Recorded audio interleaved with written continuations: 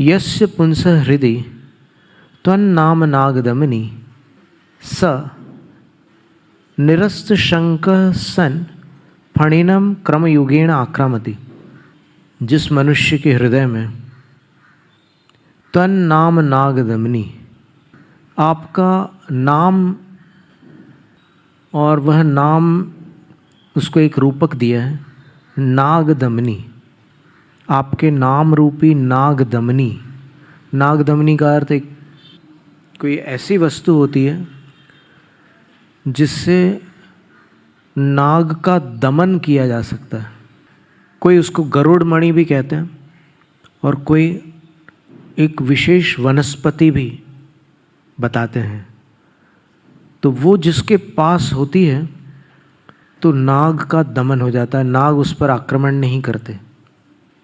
तो यहाँ आचार्य महाराज कह रहे हैं कि गरुड़ मणि की भी आवश्यकता नहीं है और न ही उस वनस्पति की, न ही उस जड़ की आवश्यकता है जिससे नागों का दमन होता है। केवल हृदय में आपका नाम हो, वो नाम ही नागदमनी है। तन नाम नागदमनी, और जिसके हृदय में वो नागदमनी है वह निरस्त शंकः, शंका का अर्थ भय भी होता है, भय को निरस्त करके निर्भीक होकर क्रमयुगेण, अपने चरण युगल द्वारा फणिनम आक्रामति।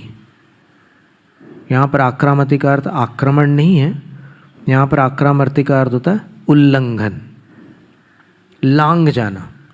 तो जिसके हृदय में नाम रूपी नागदमनी है वह फणा वाले सर्प को अपने पैरों से लांघ जाता है और निर्भीक होकर, निडर होकर लांघ जाता है। कैसा है वो फणा वाला सर्प? तो आचार्य लिखते हैं रक्ते क्षणम, रक्त ईक्षण वाला है। ईक्षण का अर्थ होता है अक्षी, आँख, नेत्र, लाल नैनों वाला है। और कैसा है?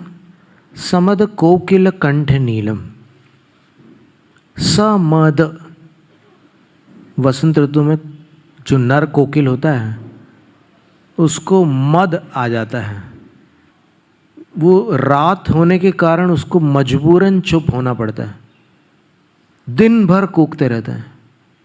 तो यहाँ आचार्य कह रहे हैं कि ऐसा सांप जो कोयल के कंठ के समान नील यानी कृष्ण है, जो वसंत ऋतु में कोयल के कंठ में नए पंख आते हैं, वो वैसे ही काला रंग है उसका, लेकिन कंठ में जो पंख आते हैं उसको अंग्रेजी भाषा में ग्लॉसी ब्लैक कहते हैं।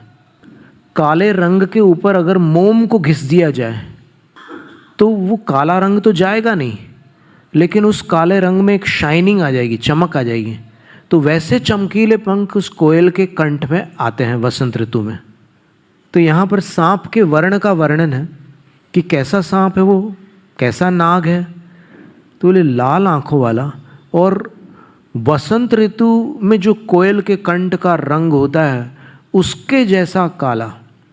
तो काले में भी काला। और कैसा है? क्रोधोद्धतम, जिसका क्रोध भड़का हुआ है अथवा जो क्रोध से अनियंत्रित है, किसी के काबू में नहीं है, ऐसा सांप। और कैसा है? उत्फणम, फणा ऐसे उठाए हुए हैं। ये जो नाग होते हैं 24 घंटे उसका फणा नहीं निकला रहता, वो फणा समेट भी सकते हैं। समेटते हैं तो एकदम साधारण सांप लगते हैं, लेकिन जब फणा फैलाते हैं तब वो समझ में आता है कि ये तो कोबरा है। तो इसी तरह ये जो सांप भड़का हुआ है, तो ये जिस पर भड़का है सो ठीक है, लेकिन जिसके हृदय में नागदमनी है उसको उसकी चिंता नहीं होती कि ये किस पर भड़का हुआ है, वो उसको लांघ करके निकल जाता है।